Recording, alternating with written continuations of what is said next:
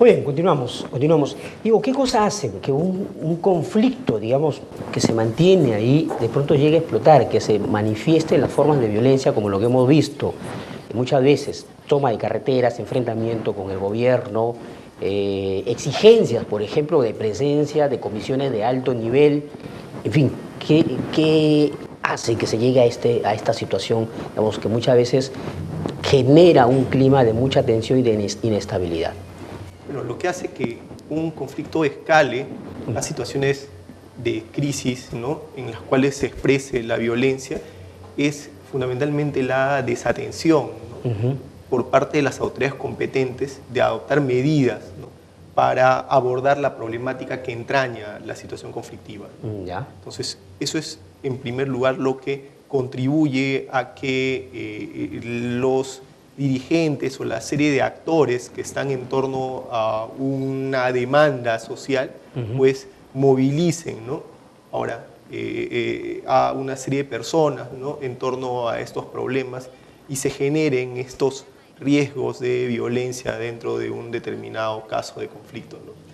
Ahora, sin embargo, también existen en algunos casos algunos liderazgos no dialogantes, ¿no?, es decir, líderes intransigentes, digamos, que no privilegian el diálogo como forma para atender un determinado problema y buscar soluciones consensuadas, ¿no?, a situaciones conflictivas. Ahora, ¿hay capacidad en el Estado para resolver los conflictos? Porque eso es fundamental. O sea, hay equipos que se van armando, ¿cierto?, que reúnen ciertos requisitos para poder atender las situaciones de conflictos que se generan en el país. ¿El Estado está en la capacidad?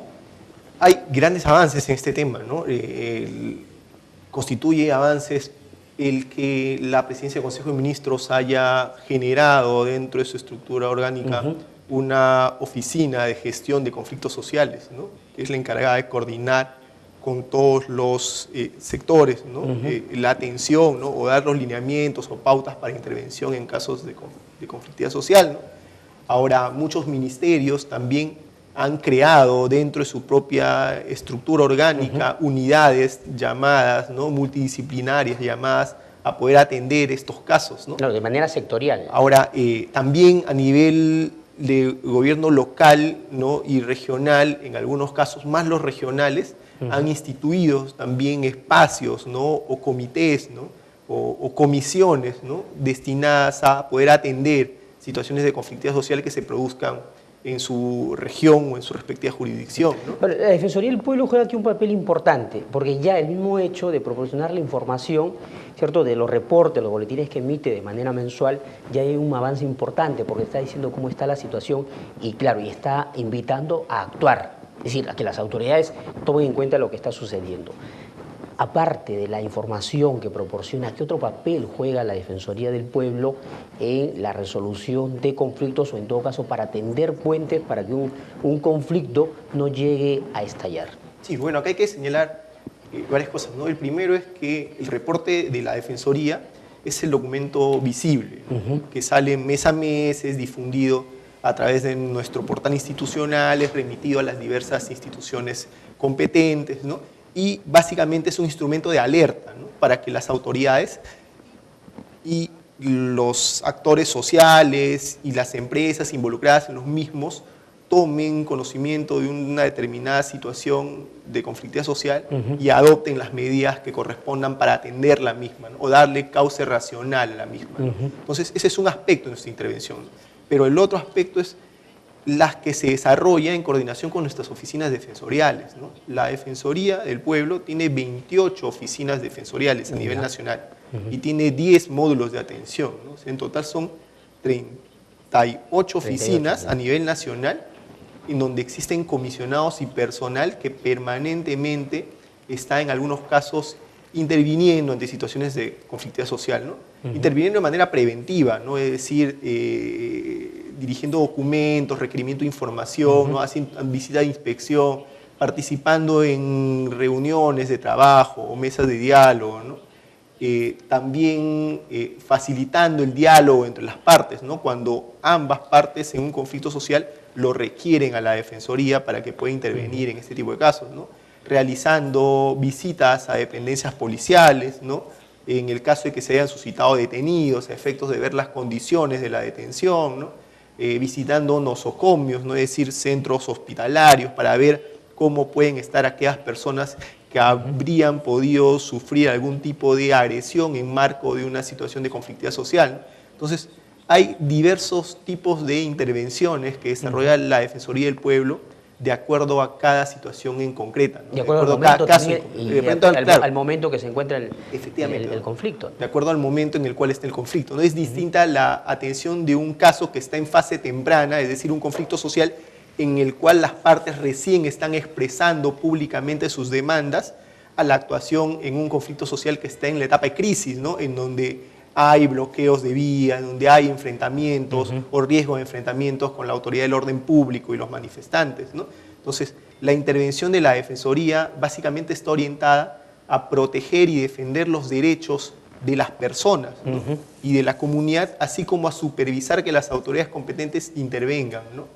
A nivel de Lima Sur, ¿se tiene información? ¿Se ha detectado de repente en estos momentos algunas situaciones en conflicto? Mire, ¿Hay alguna información? La Defensoría del Pueblo, tenemos en el reporte de conflictos señalados las situaciones de conflictividad social que se producen a nivel nacional.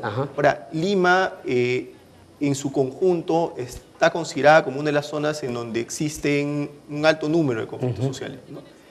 Sin embargo, es esto pues por la inmensidad de la ciudad, específico, ¿no?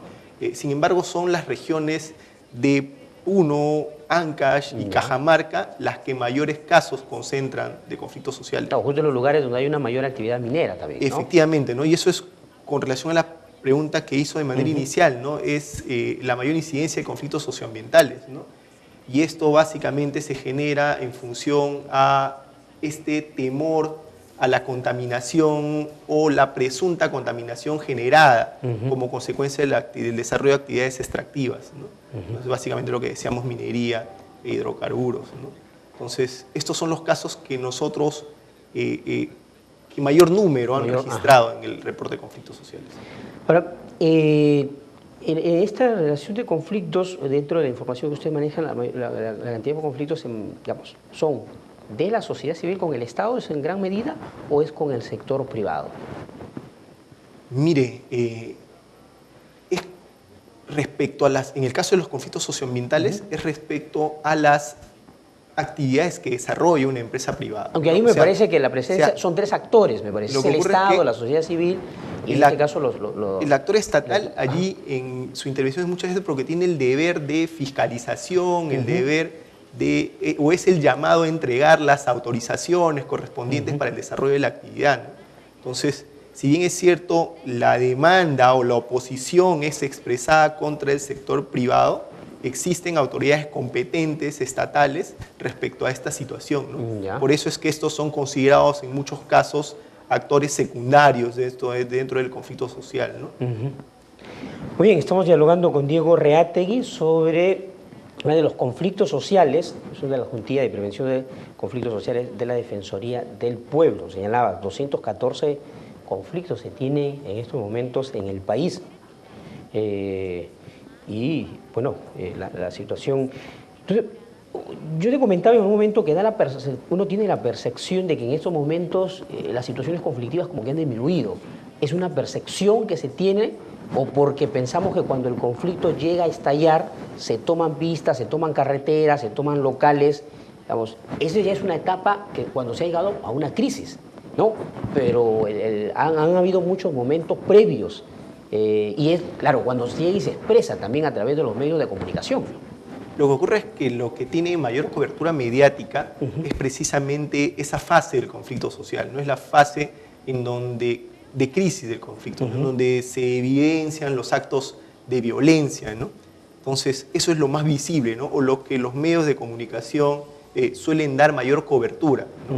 Entonces, y ello lleva a que muchas veces se asocie a no existe violencia en un determinado situación de conflictos, por lo tanto, no hay conflictos, ¿no? Entonces, y eso redunda a que se sustente más esta definición que a veces hace una relación de sinonimia entre conflicto social y violencia, ¿no? Que no es así. Que no es esencialmente, ¿no?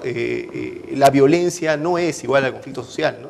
Como le manifesté, ¿no? El conflicto social es natural en las sociedades, ¿no? La violencia es la expresión negativa, ¿no? O los efectos negativos que se pueden dar en torno a un conflicto. Pero, Diego, creo que es importante aquí, ¿qué papel pueden jugar los medios de comunicación?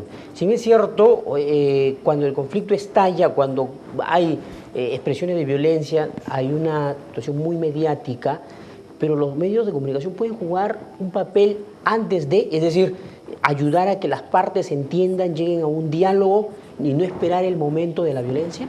Pero por supuesto, ¿no? La intervención de los medios de comunicación es esencial, ¿no?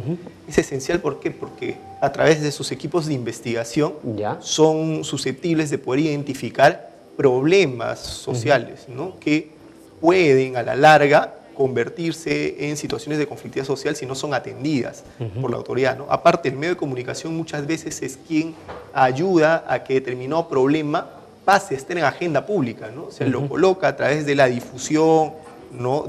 A través de sus programas u otros, de colocar un tema, ¿no? En discusión pública, ¿no? Y que las autoridades puedan, a través de la cobertura que recibe determinado problema, realizar las acciones conducentes para poder atenderlo, ¿no? Pero ahí se requiere que el medio cumpla un rol de mediación, si se quiere, o sea, que no cumpla más bien el otro rol, de echarle más leña al fuego, porque ahí, sí, digamos, empuja más el conflicto a que estalle más rápido, ¿no?